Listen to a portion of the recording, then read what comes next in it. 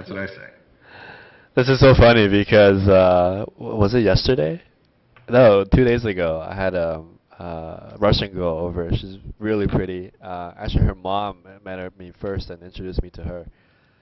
And exact same thing happened, but I escalated, and she did always. She's okay with makeouts. Every time I try to grab her boobs or go under, she'll stop me. And this happened for about like, I swear, what in my mind must have been 10 times. And anyway, she ended up sleeping over, but I think I may have not escalated further enough. But I'm also thinking that maybe she's just one of those girls that has really strong values about what she's willing and not willing to do. Uh, and I know her before, so anyway, should I have pushed more, or you think that was as I far as think I you could did have right. gone? I mean, it sounds like you escalated until she said no every time. Yeah. There are rare cases where the girl will just stop you at the same point every time and never go home and never have sex. That's pretty unusual, though. Um, That's exactly what happened. I felt like every time we got to a certain point, she would just say no. yeah, well, Yeah. I think you did a good job. I mean, I say you have to try like at least 5 times if you're gonna consider it a solid attempt. Yeah. Um, so yeah, it sounds to me like you did the right thing. Great. We have 15 minutes left, so let me ask some more game-related questions. I think one of the biggest problems that even I have, to be honest, and a lot of my friends and people that are studying game have is the number flake. Okay. Me personally, I've gotten my game to the point where if I get a girl's number, I'm pretty sure that I had created good attraction with her, at least, some attraction and some comfort. My flakage rate is still 50%, as in half the girls still, they call me back or they do text me, and half of them do not. Uh, It's Talk to us a little bit about the expected rate of flakage when you get a number and kind of how you manage that. Okay, your flake rate is 50% right now. That is very, very good. I only take numbers down now if I know the girl likes me. Actually, sometimes I won't ask for the number if I feel like she doesn't because I get I take it personally sometimes when they don't call me back, to be honest. So, Yeah, you got to try not to do that. I mean, it's nothing personal. I mean, I can tell you a little bit about why the flaking happens, but I mean, if you get 50% of the girls calling back, that's awesome. That's like as good as anybody. Nobody gets 75, 100% of girls calling back. It's just like doesn't work that way. So anybody listening to this who's getting 50%, pat yourself on the back because you must have pretty good game. Um, so why do we get flakes, and why should we not take them personally? That's the question.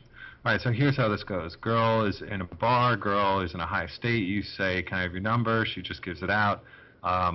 Numbers are getting so easy to get these days. It's like a girl will give you her number if she doesn't even like you in some cases. right. If she has no interest in you and thinks you're a loser, she might still give you her number. So a number just doesn't mean as much as it used to a few years ago because a girl knows that she can see you on caller ID, and if you text her, she can just delete it. So there's no like consequences for girls to just give their number out to anybody who asks. And that's the way the game has changed in the last year and a half to 2 years. So solid numbers are harder to get. They're harder to recognize. And if you're getting flakes, here's the possibilities. Maybe she just gave you a number for the hell of it and didn't even like you in the first place. That's one chance.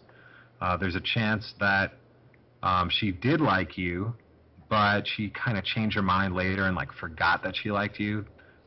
There's also the possibility that something else has changed in her life, which prevents her from dating or calling guys on the phone or whatever. And this is one thing that's out of your control. And I mean, there's no amount of game that can change this or fix this. People want to have like 100% bulletproof game and get every girl and blah blah blah, but that's not realistic and it doesn't work that way. If a girl likes you on Friday night and then on Sunday her ex-boyfriend moves back to town and she's fucking that guy and she's into it, she's not going to call you. There's no trick or technique that can change that.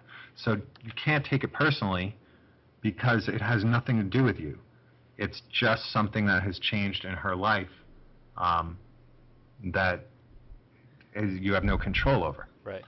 So, the best thing you could do is just take a lot of numbers. I mean, and these days it's easy to you can take 5 numbers a night if you want, as long as you're willing to spit the words out of your mouth. Give me your number. I mean, it's not that hard anymore like it used to be. And then just be texting.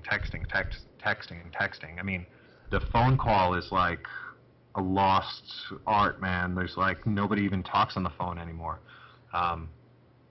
So it's just about, hitting tons of girls with tons of texts these days. At what point do you give up? Because you can text, for weeks on end about events you're going to. At what point do you say, okay, this one's done? Well, that is relative to your dating situation. If you have a 3 or 4 girl rotation already, and you have girls waiting to go on dates with you, then I'd say, you text a girl twice, and if she doesn't respond, delete. But if you're new to the game and you only got a few numbers and you're in a dry spell, hey, you could keep texting that girl once a week for 2 months if you want. I had a student in Pickup Mansion who texted this girl a couple times a month for 6 months, and after 6 months, he finally fucked her. And she didn't even answer back most of the time. And then one day, 6 months later, something changed in her life that was out of his control. Like I said, like she probably broke up with her boyfriend or something. And then she decided to text him back, and he took the girl on his usual date in the neighborhood of Pickup Mansion, and textbook, close, first date, bam. That's great. So, yeah, it's just relative to where your game is at, Sometimes I found this out the hard way. Some girls don't have text, and you text and and then you call her and she's like, oh, I don't have text. I didn't know you texted me. Does that happen a lot to you, or not really? That's a new one, man. I've never heard of a girl not having text. Girls love texting like more than anything, I think. Like it's like the blood that fills their veins, man. They love that shit. Facebook is like the only thing they like more. Cool. A couple of last questions before we sign off, and this has been a great session. I personally like the kind of Hollywood club girls. I don't know why, I just do. Not all of my friends do, and not all pickup artists do. And I know you're very good with them, right? The kind of, the hot blonde at the club who, like, what we call turbo girls, right? Turbo girls? Yeah, I think that's one of the definitions from PUA training. Oh, cool. Yeah, turbo girls. What was the other term? Super hot babe, and whatever. Queen bee, club girl. My life princess. I know this because I write definitions about it. But, right, of course. You know them all. I guess my question is this, right? Because I don't know where you're from, Brad, but my parents are Chinese and I'm Asian by heritage. Okay. There is, and I can say definitively, even we're talking to Fuji and whatnot, there is some cultural differences there as far as what the stereotype is for that type of girl, right? And it's very rarely the skinny, Asian guy. But you're very good with those girls, so maybe you can give me a little bit more insight, or guys who are interested in fucking those girls, a little bit more insight as to how to game them in a club. Okay.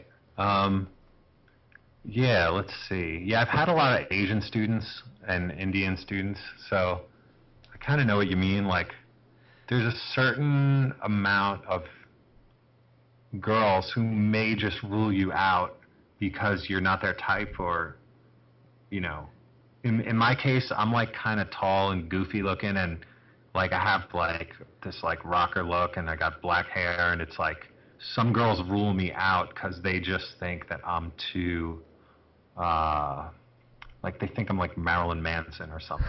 They think I'm like too goth for them. So that's good though, because you're attracting the girls that like that kind of avatar, and those girls tend to be, more superficial, right? I don't know. I mean, I find that I get like all different kinds of girls. Like I get also like conservative girls and girls who look all crazy. Like I find that it works with like every type, but it doesn't work with every girl. Like there's some girls that may look all goth but they don't like to date guys like that, or there may be girls who look all conservative but they only want, guys who look like a surfer. So every girl's got certain things she likes and doesn't like, and it really varies in an unpredictable way. So you can't. So any look that you have, certain amount of girls are going to rule you out. Right. Certain girls will rule me out because I look scary. Certain girls are going to rule you out because you're Chinese, and that's just something both of us have to work around, and it's a thing that can be worked around. So that's the good news. When I find a girl who just rules me out because she thinks I'm scary looking, I pretty much just try to move on to the next one pretty quick, and I actually had DJ Fuji in my workshop years ago before he was a coach, and there was a few girls who ruled him out because he's really short and they don't like Asian guys, and I'd just kind of take him out of those sets and send him into the next one, and he'd do well. There are some girls who loved what he was all about. So it's good to kind of find those chicks. Now, as far as you were saying, what about these party girls? Yeah, out of curiosity, did Fuji have the mohawk back then, or he was still developing his style? Fuji, he was just starting to build that. He didn't have the massive mohawk that he has now, but he was starting. And I actually gave Fuji a makeover. Wow. And we put a look together for him that I felt would work. He had the kind of middle of the road. He was well dressed, but it wasn't anything really exciting. So I put him in an outfit that was, pretty far out. And that's not something I do for everyone. Some guys I do dress them really normal, but in Fuji's case, he's a pretty ballsy guy. He's pretty badass. So I felt like we could dress him badass and it would be congruent and it would be appealing to girls. So, the other thing was he had some really tall boots on, his platform boots, and the rest of his outfit didn't go with the platform boots because it was I don't really remember. It was some True Religion jeans or something like that. This was years ago, and those True Religion jeans were really in at the time. So while he had high style,